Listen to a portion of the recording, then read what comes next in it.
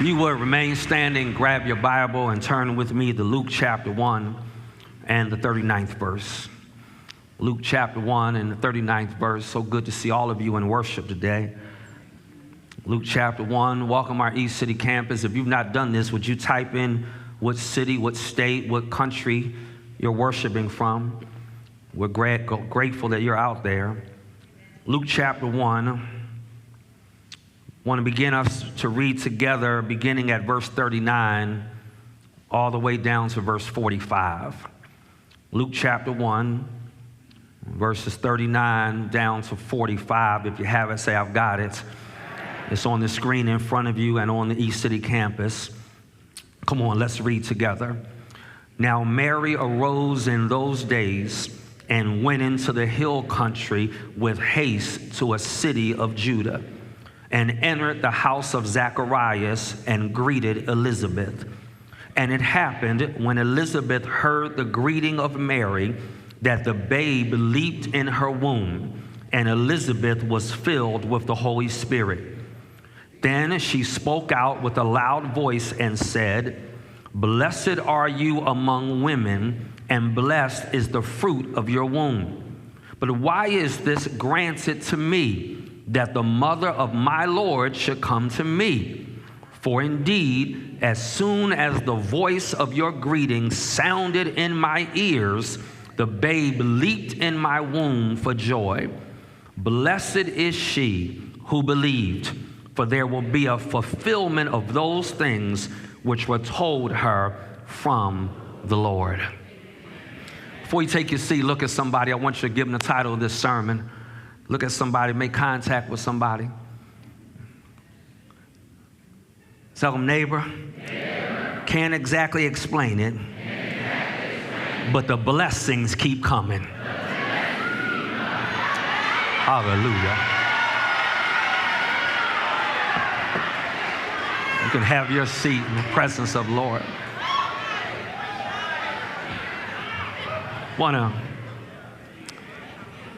I want to tag this text and preach from the subject, the blessings keep coming.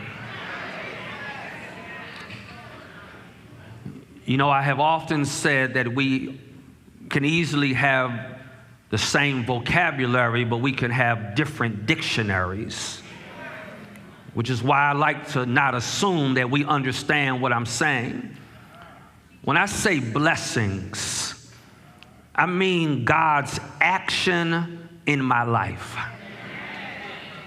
When I say blessings, I mean God's intervention in my life to accomplish his will. I've already said something. When I say the blessings keep coming, I mean God keeps acting up in your life.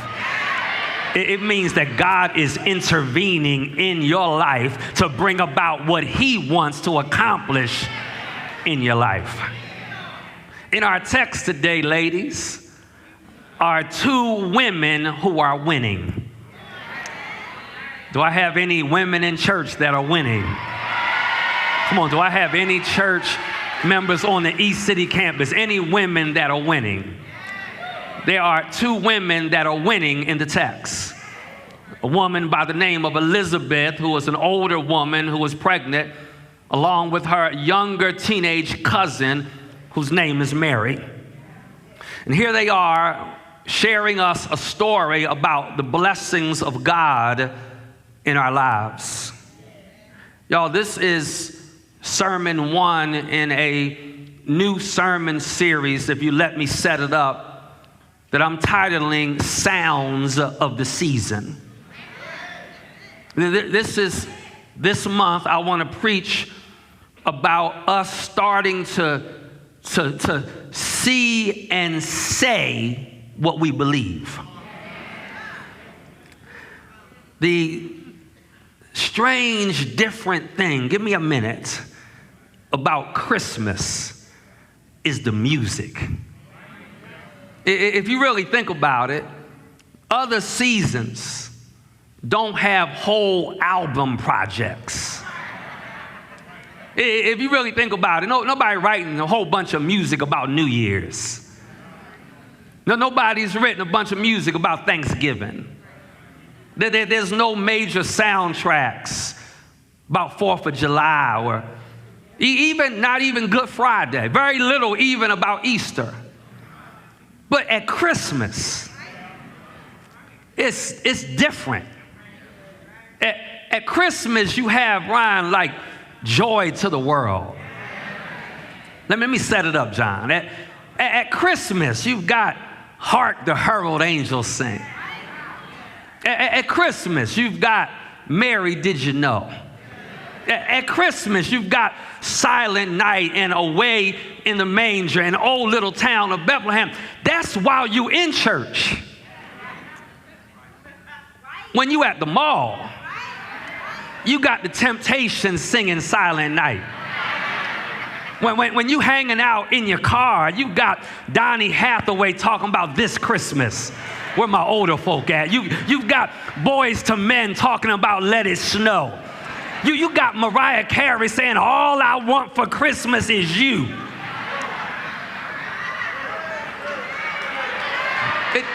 It's Christmas is different. Christmas have sounds that other holidays don't have. One of the hallmarks of Christmas is the playing and singing of music. And if you've ever stopped to wonder why, let me tell you why. Because when Luke chronicles the story of the birth of Jesus, you have 6 successive songs. I know maybe in the English version of your Bibles, it may sometimes say they said. But when you read the Greek and the Aramaic of it, it says they sang. And so you have everybody that encounters Jesus singing a song about him. Let me put a pin in this so I can educate the room. This is what makes Christianity different. Jehovah's Witnesses don't have no band. You don't see a big emphasis on singing at the mosque. Agnostics don't have no anthems. Atheists don't have any hallelujah choruses. See, what makes us different is that when you meet Jesus for yourself, he puts a melody in your spirit. He puts a song in your heart. That's why I know sometimes we may feel like it's too much music. But if you don't want music, be a Buddhist. Because Christianity has music that talks about Jesus. And so I'm gonna preach these 6 songs. The first song is literally, this is trivia for my music department, this is literally Elizabeth giving voice to the first hymn of the New Testament. The occasion of the hymn is an intergenerational meeting between 2 women. Both women are pregnant. Elizabeth is up in years, has been barren all of these years, and now her younger cousin, who was a teenager by the name of Mary, comes to visit her. She comes to visit her, and when we continue to read in the Gospel of Luke, it becomes somewhat interpretively complicated because it tells us that Mary remained with her for the delivery. It doesn't specifically say that Mary, if she left just prior to the delivery when she began to deliver, or mind it, if she was with her through the entire delivery. What we do know is that as soon as Mary finds out she's pregnant, she immediately, the text says, goes with haste to see her older cousin, Elizabeth, who is also pregnant. I got to park here for a moment. Because here she is pregnant, but she's going to visit an older cousin who is also pregnant. if we're not careful, we can become so caught up with what God is doing in us that we have no ability to celebrate what God is doing in the lives of somebody else. And before I even unpack this song, I want to put this in somebody's lap. You got to learn to be present in somebody else's life. I just can't be there when I'm shouting. I can't be there when I'm the one singing. I can't always be there when it's always me. I got to be there for somebody else. Matter of fact, look at your neighbor and ask them, who are you there for? I got to have a willingness when even it's not about me. She is pregnant with the Messiah, and yet she stays until Elizabeth delivers. Can I say one more thing real quick before I give you the song? Mary is pregnant with Jesus, who is the Messiah. Elizabeth is pregnant with John the Baptist, who is a prophet. I'm going to catch y'all. Mary is pregnant with Jesus. Elizabeth is pregnant with John the Baptist.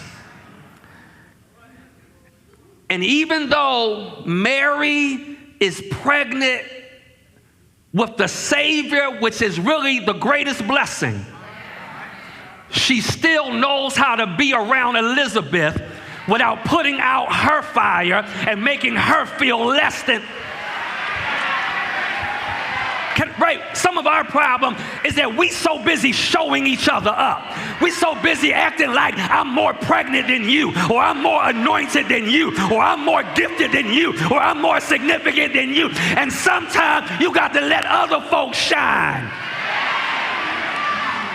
Matter of fact, can I throw this in for free? If the only way you can shine bright is to try to put my light bulb out, there ain't much bright to what you got going on anyway.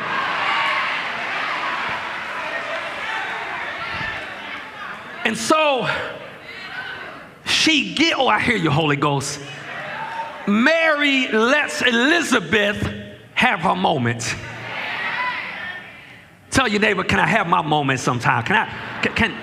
Y'all, am I the only one with folk, you have a conversation with somebody, you trying to tell them all the good going on in your life, and they half listening to you because they just waiting for you to stop talking so they can outshine you and talk about all the good that's going on in their life. And sometimes you got to just be quiet and let other folks shine for a little while.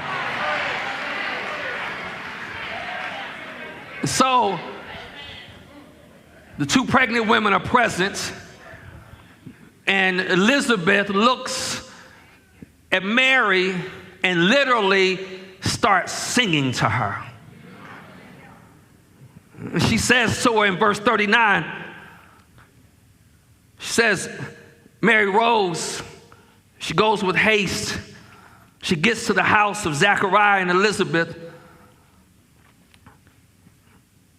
They greet each other, and this is what she starts singing. She spoke, she sang with a loud voice, verse 42. Blessed are you among women. Between verse 42 and verse 45, she tells her 3 times she's blessed. In other words, the blessings keep on coming. I want to tell you the 3 places she's blessed that I would suggest are the 3 places we also are blessed. First of all, she's been blessed with favor. Preach, Pastor Gailliard. Can I tell you why she's blessed with favor? She's blessed with favor, first of all, because if you have anyone in your life that when God is moving in your life, you can go to them without fear of them comparing themselves to you. If you've got anyone in your life that when God is moving in your life, Trashonda, you can go to them and share what God is doing in your life. That is favor. Can I help somebody for a moment? Everybody, you can't share your story with everybody. Wish I had help in here. You can't share your dream with everybody. You can't share your desires with everybody. You can't share your fears and your frustration with everybody. Notice what is embedded in the text. Mary has been told by the angel Gailliard that she's going to have a son. Mary has to go and tell somebody, so she goes, the text says, with haste to Elizabeth's house. Y'all, not everybody is going to celebrate what God put in you. I'm going to go ahead and kill the demon. This is not a good Sunday for haters. This is not a good Sunday for jealous folk. This is not a good Sunday for folk that wish they had it like you have it. You're going to just have to get over it. Sometimes you got to celebrate what God has put in somebody else's life. You got to celebrate their anointing. You have to celebrate what God put in them. The Bible says she greets Elizabeth. And when she greets Elizabeth, John the Baptist in her leaps.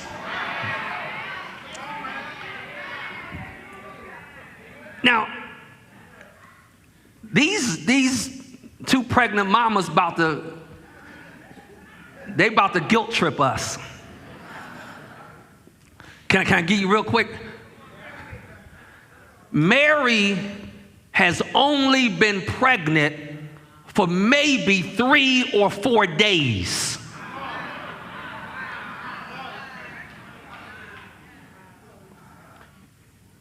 Elizabeth is about 6 months pregnant, which means Elizabeth is carrying a fetus.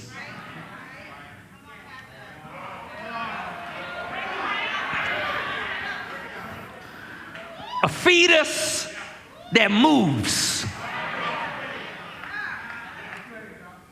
I ain't trying to make no noise right now, but the fetus responds to what's in Mary. What's in Mary is 3 or 4 days old, which means what's in Mary is a zygote. I don't have help in here. What's in Mary is a fertilized ovum. If a fetus can jump over a zygote, surely you and I can jump over how good Jesus has been in my life. Some of us come up in church acting like he ain't done nothing for me. The moment the presence of Jesus shows up in the room, the fetus. I wish I had. I'm sorry, y'all. I know it's communion, but is there anybody in the room that can celebrate the presence of Jesus in your life? When I give you something to leap about, I dare you to take a leap on who can celebrate him as a savior, him as a redeemer, him as a creator, him as King of Kings, wonderful Counselor, mighty God, everlasting Father, Prince of Peace, Alpha, Omega, High Priest, Chief Cornerstone, the Word, the Good Shepherd.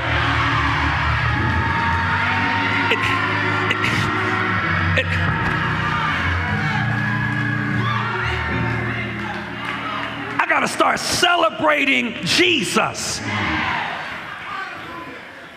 It says, blessed are you. I feel the Holy Ghost. Can I tell you why? Here's the question. Why would a fetus react to a zygote in that way? The reason the fetus reacts to the zygote that way is because the fetus is a prophet.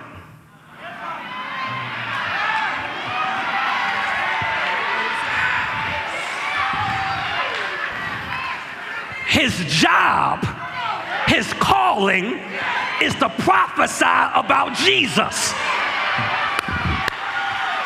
The moment Jesus is in the room, the fetus starts preaching. Here he is. Y'all not hear me? Here he is. Here he is. See, when Jesus is in the room, the spotlight don't need to be on us. It needs to be on what he's doing and who he is and how he's moving. So literally, I got to do it. I don't want to put no weight on this, but I got to do it because the Holy Ghost is going to convict me if I don't. Please pray for me at this moment. Sometimes it's financial pressure. Sometimes it's the pressure from family. Sometimes it's the pressure from a boyfriend. Sometimes it's fear. Sometimes it's fear of what people are going to say to you. I'm going to set somebody free. This text makes it clear that the moment conception happens, that's life. Life don't begin 3 months down the road, 6 months down the road. The moment you get pregnant, that's life. If a fetus knows the zygote is there, then that zygote is alive.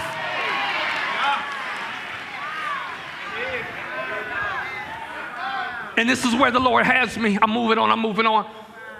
Where the Lord has me is maybe your walk with the Lord has gotten diluted over the guilt of a previous abortion.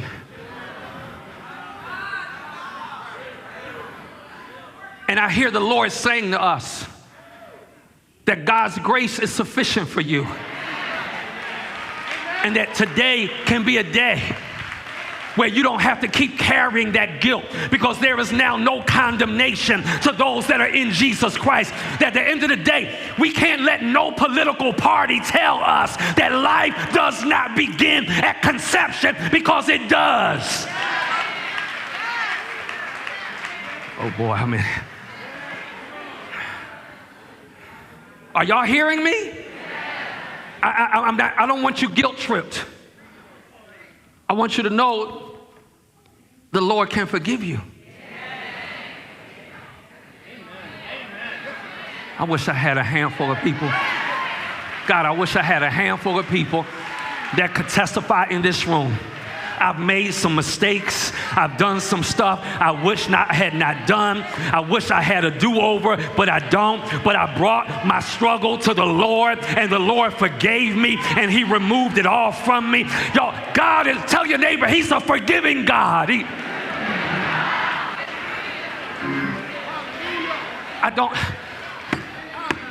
I'm not trying to make this into no kind of abortion message. But when the text shows a fetus jumping over a zygote, I got to say something about it. And I'm not here, I'm telling you, I'm moving on, I really am. So she leaps. John the Baptist starts prophesying. See, that's why that's why the calling that God has in your life has been with you since you were in your mother's womb. She gave birth to a prophet, and he didn't wait until he had the ability to speak to start prophesying. He started prophesying with his body language. And the Bible says he starts doing a vault in her stomach. This was not just a baby bump, like boom. This was John the Baptist doing a somersault. This is John the Baptist, where you don't have to put your hand on the belly to see it move. You can just, and I don't know who I'm preaching to, but when you know God has been good in your life, you may not have all the gestures that you may want to have, but some kind of way there ought to be some evidence and some action that God has been good to me.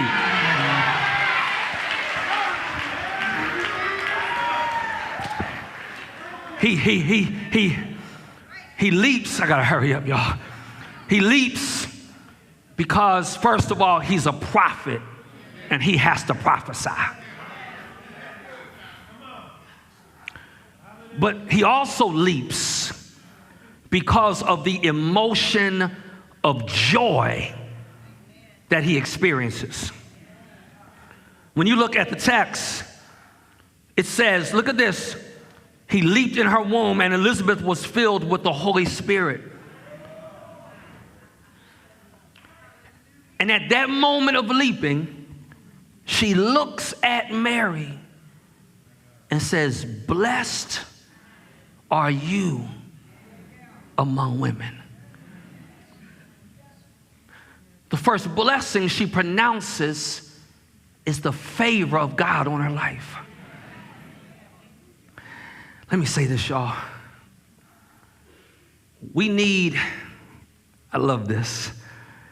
Elizabeth was filled with the Holy Spirit.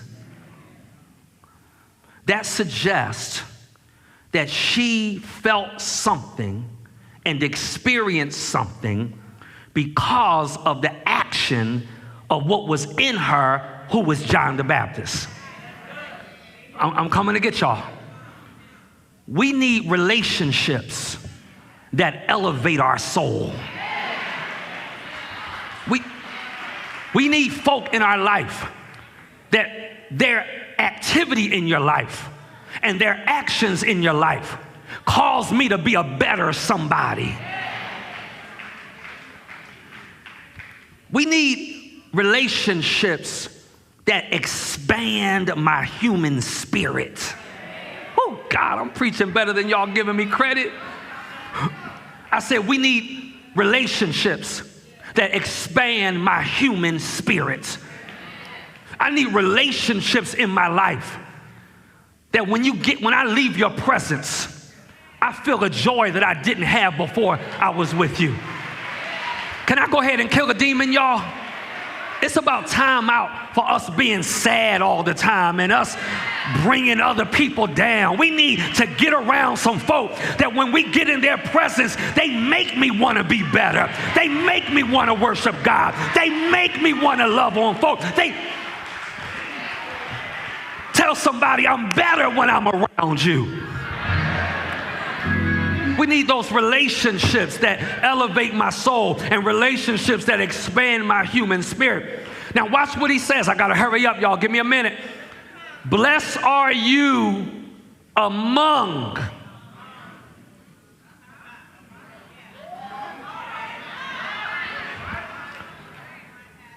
I need to correct bad theology of the Roman Catholic Church. They worship Mary because the text does not say, blessed are you above women. It says, blessed are you among. Can I go ahead and correct the room?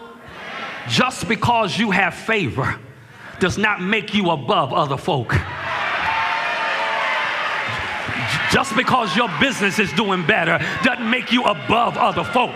You still among everybody else. And we got to recognize that had it not been for the grace of God to touch my life, I wouldn't be where I am anyway. Tell somebody you're not above nobody.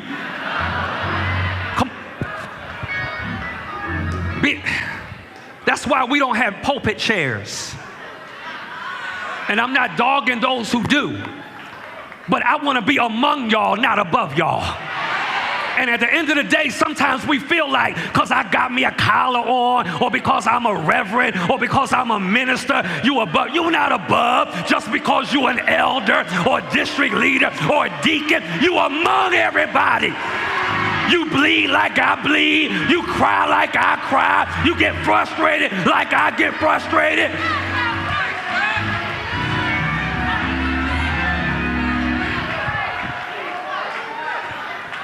Sometimes we sit in church like we the biggest, baddest thing going.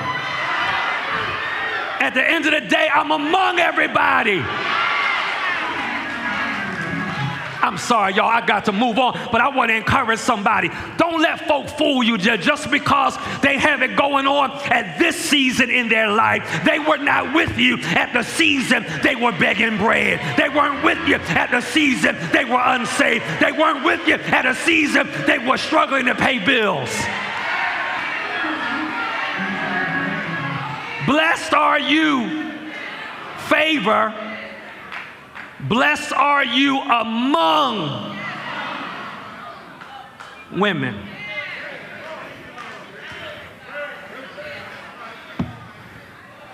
And then she gives her the second blessing. Blessed is the fruit of your womb. I think parents are about to shout. I'm going to speak it over the room. I'm sorry. Can I speak this to you real quick before I give you the second point? Let me tell you the favor God has on you. God has a favor for your physical health. I want you to get there. Peace of mind, good relationships, sufficient resources, laughter, breathing room, great ideas, new opportunities, good decisions. God has favor on you.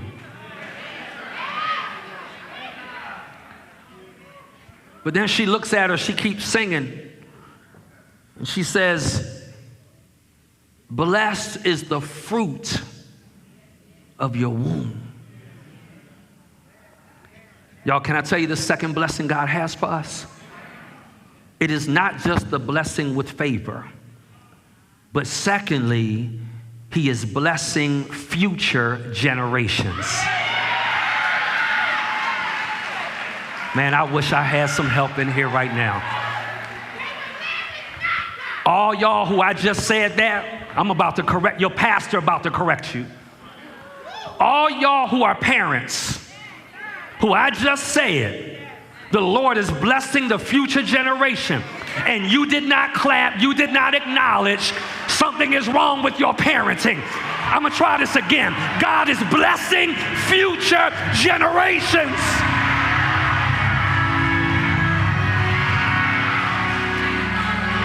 Somebody shout, I received that. He says, I'm blessing the fruit of your womb. Can I help you? I'm blessing your children. I'm blessing your offspring. I'm blessing your nieces. I'm blessing your family. I'm blessing your descendants. I'm blessing your offspring. From one generation to another generation, God is blessing.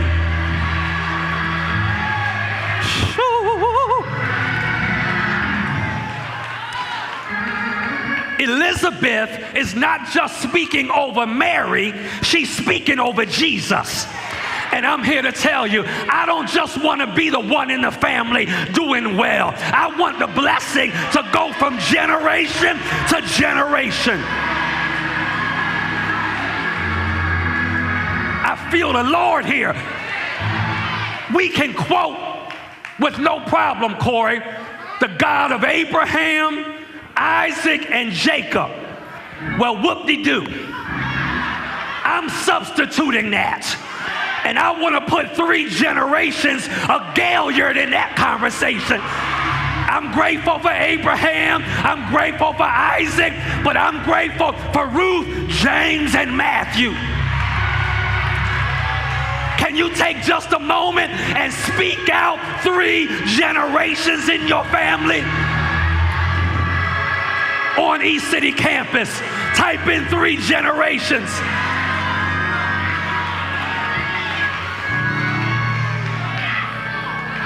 Tell somebody, I'm passing on a blessing and not a curse. I'm not passing on debt. I'm not passing on divorce. I'm not passing on poverty. I'm not passing on lack. I'm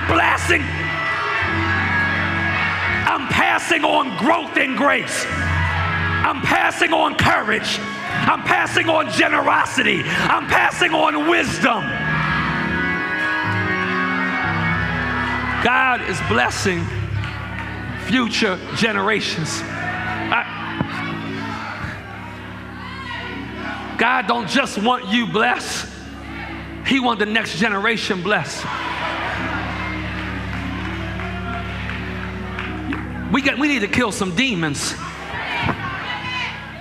With all this talk, I know what society looks like, and it's harder to buy a house now for this generation than it was 25 years ago, and inflation and all of that. But it's time for us to kick something in the spiritual realm in and believe that as for me and my descendants and my future generations, they are going to be blessed. I declare they are saved. I declare they're going to have a better walk with God. I believe God is going to have them healthier. I believe God is going to open up doors. I believe God is going to make ways.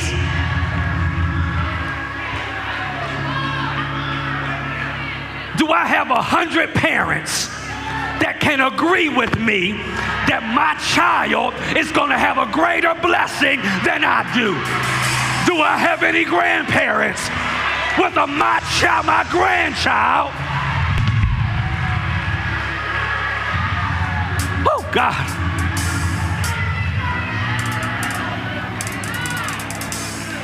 That's why the Bible says, Lord, you've been our dwelling place in all generations. God is blessing future. In a moment, you're going to have opportunity to join the church. In a moment, you have opportunity to be saved. I'm talking to my young people now. Let me tell you something. Your mama, your grandmother, your uncle, they've been praying for you. That's what got you to this point. And in a moment when you have an opportunity to come forward, I want you to come because I want you to recognize that God has a blessing for you as the future generation. Did y'all see all of the next generation being baptized today? Man, I decree and declare that Satan and hell will not have one of my children.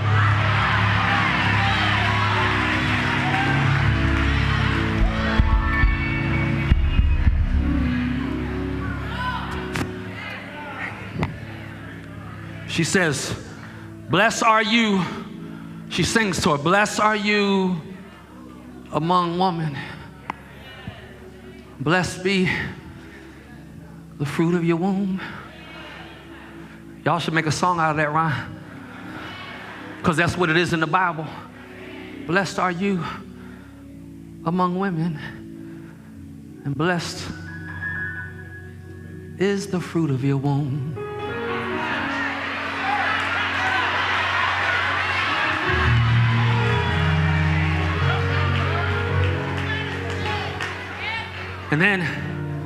And then she gives her one more blessing, because the blessings keep on coming.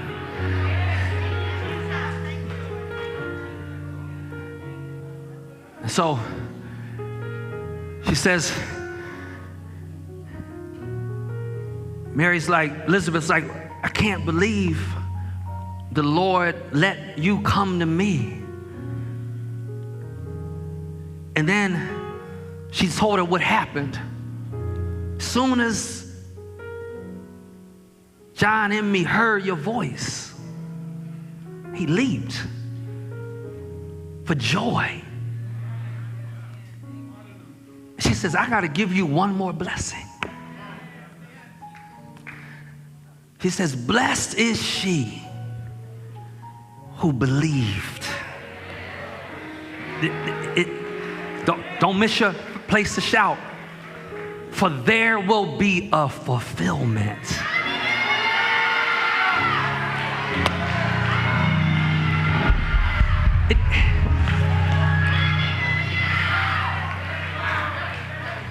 See, God has blessed you with favor, and God is blessing future generations. But God is going to bless you to live to see the fulfillment of what he has shown to you. Somebody shout fulfillment. I don't know about you. God is going to bless you. Can I JDGV this?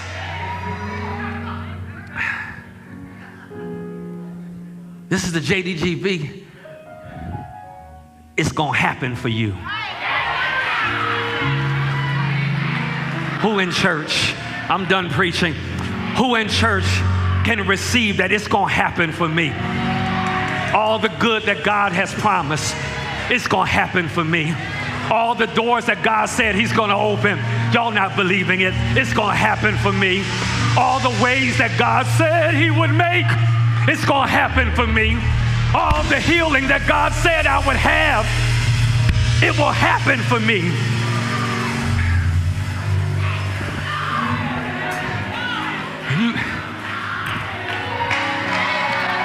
And can I tell you why it's going to happen for you?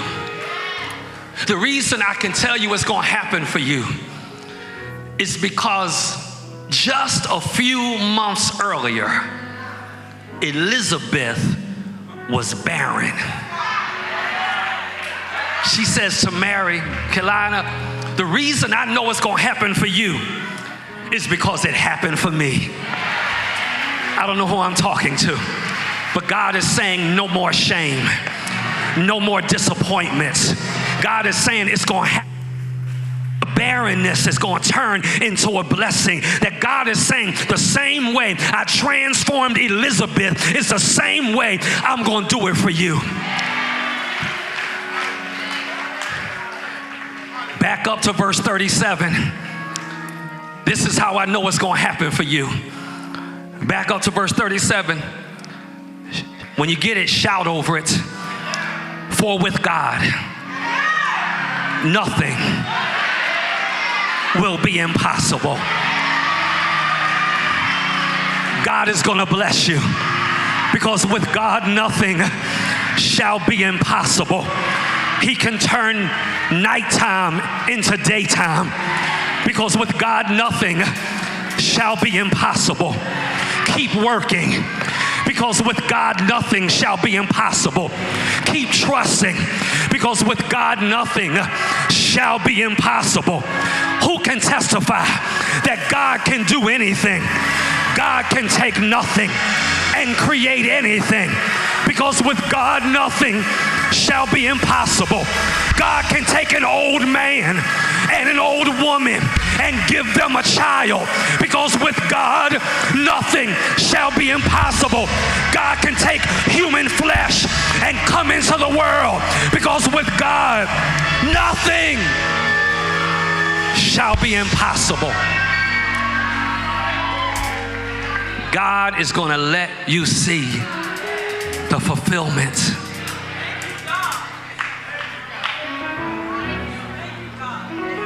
You're going to live to see your granddaughter get saved.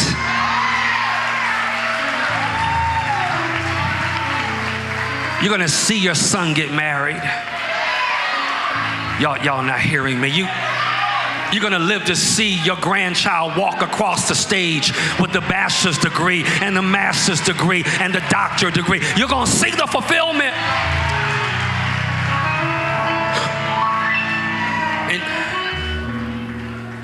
In the Old Testament, parents would not quietly, introspectively speak over their children. They would literally open up their mouth and they would say, my child is going to be somebody. My child is going to be. Wish I had a handful of people that knows the power of believing God to fulfill some things in future generations. Is there anybody here in church that you are where you are because of a mother or grandmother that believed in you as the future generation. And here you are singing, worshiping, praising, trusting.